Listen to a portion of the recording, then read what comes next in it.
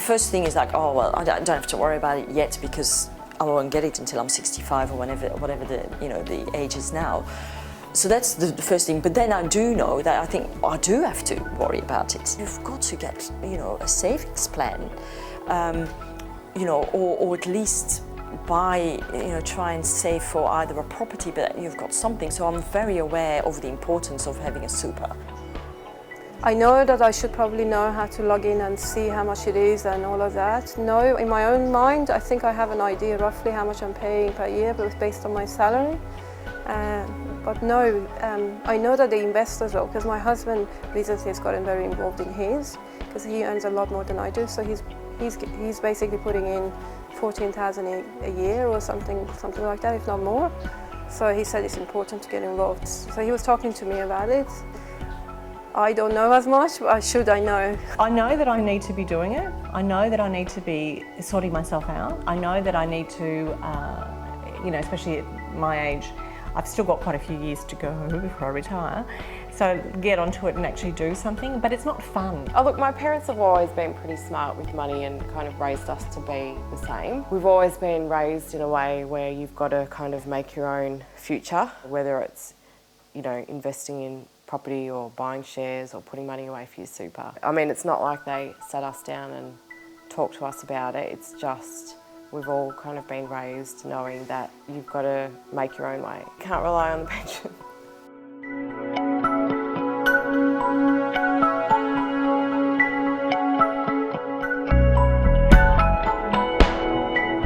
I'm sure people's balances in super outweigh their bank account balances, but no one would go and really manage it as much as their bank account. I mean, if you saw that much money was being, or that you weren't getting that money back from your balance, you'd think, well, what's going on?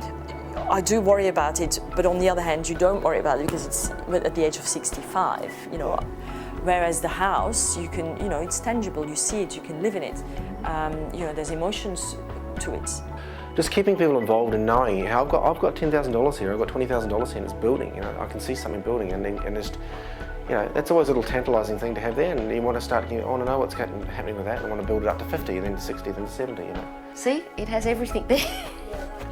You pay for this, but it's very good. So I know everything. I know exactly. There's my bank, there's my ANZ card, my American Express. I actually started doing how much money I've spent in November.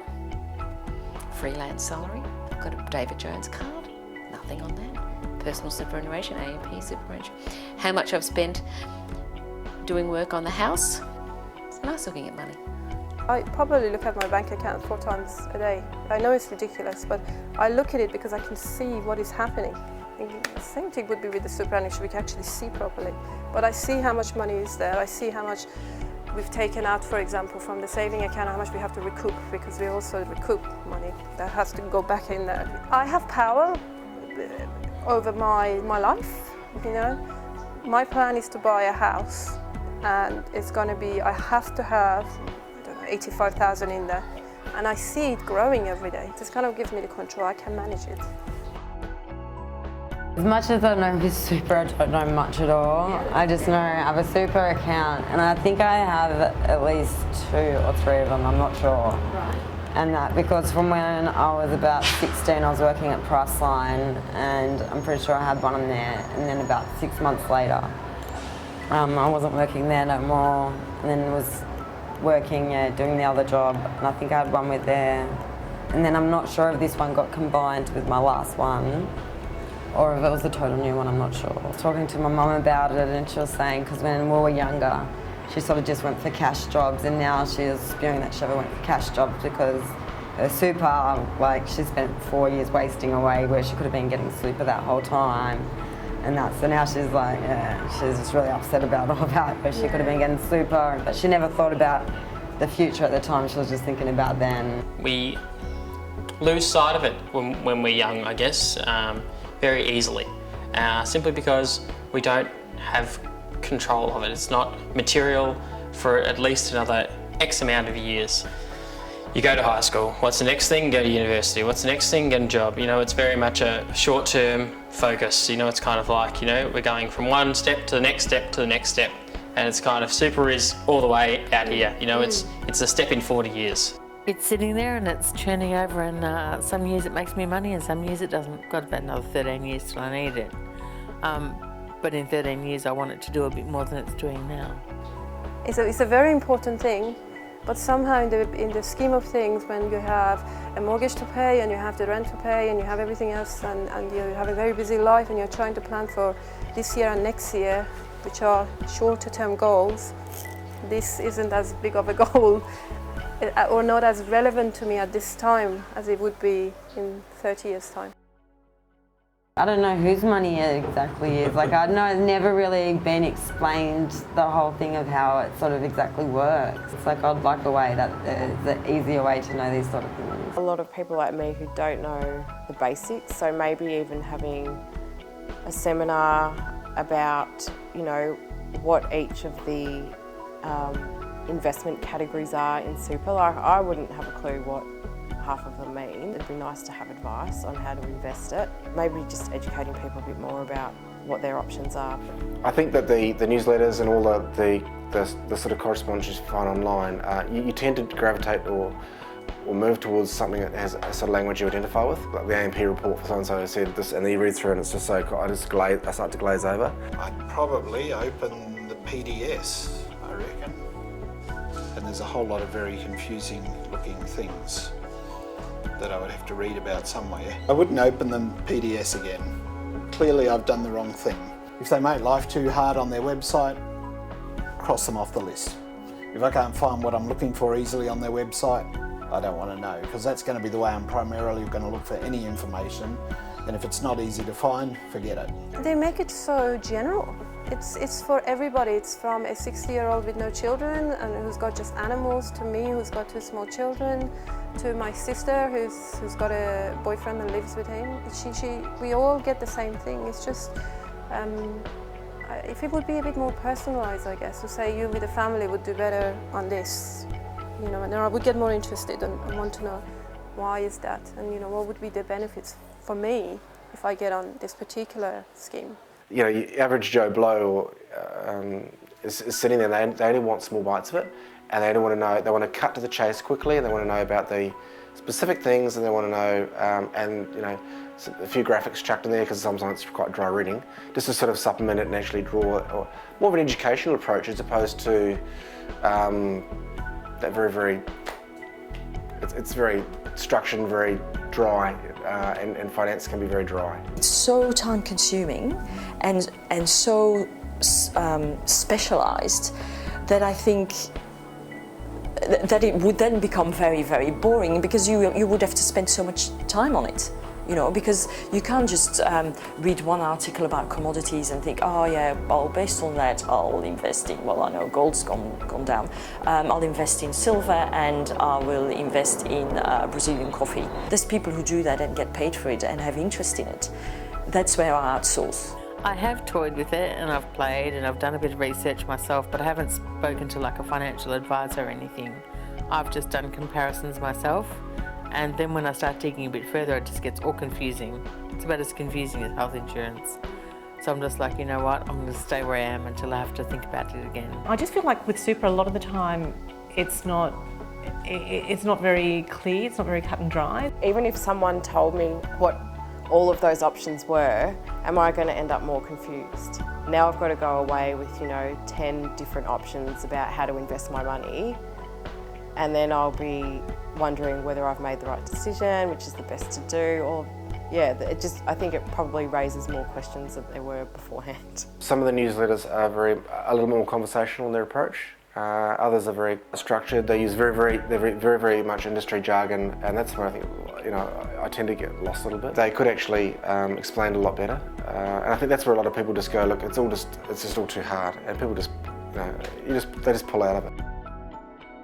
So we are planning on, you know, saving for our futures and helping the kids, but the biggest thing is obviously paying off the mortgage and saving. Super went out of my mind, if you know what I mean, for a period of time, because you really do think, oh yes, we'll concentrate a bit on the mortgage and make sure that everything else, and then my husband's got his super and whatever. And so I really haven't thought about it. There's another one that I just joined,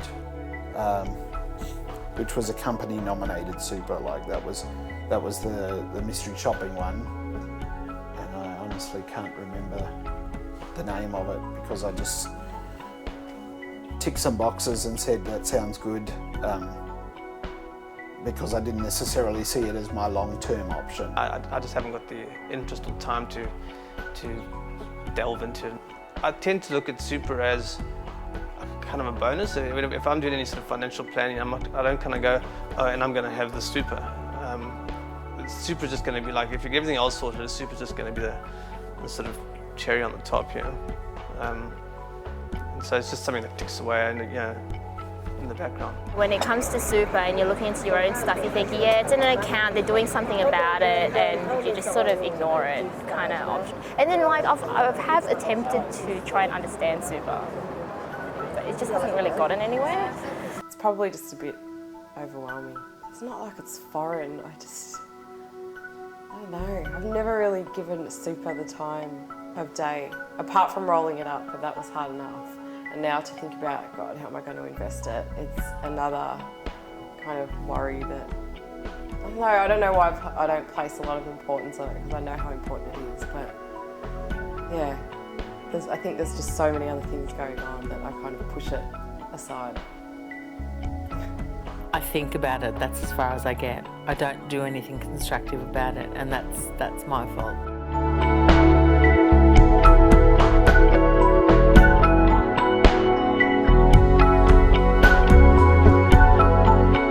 What always worries me about financial planner is that, and I could be completely wrong, and because we haven't used them that often, is that they're tied to a particular type of business and they're tied to a particular type of company.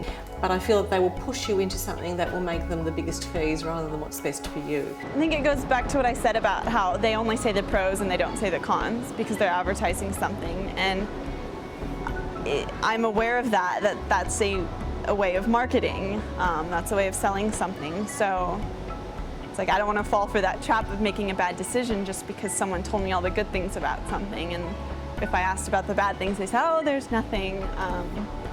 I'd rather go and hear from their competitor and find out what they say also, and it's the fear of the hidden information, it's the fine print.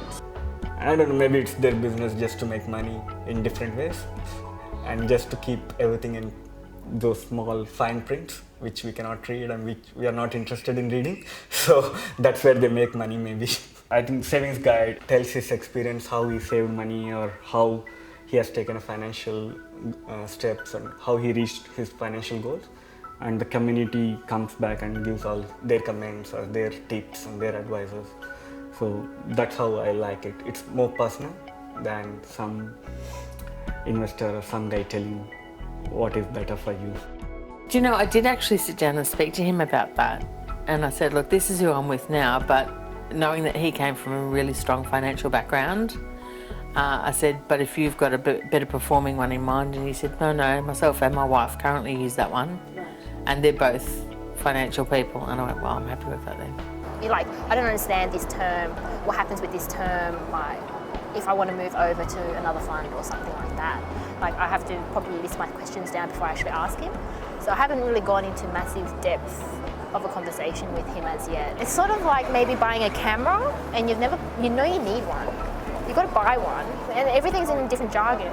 Like there's this kind of lens and it's blah blah inch screen and it's touch screen and it's responsive screen, blah blah blah blah, and there's so many features to it, and you need to know what features are the ones that matter to you at that particular time and what features will potentially matter. So I know that there's those things that I've got to figure out first. So now part of my to-do list is, sort it out, sort it out. I have to sort it out. I don't want to have that be hanging around for somebody else to sort out. If everything goes pear-shaped, I need to get it organised, I need to get it in control.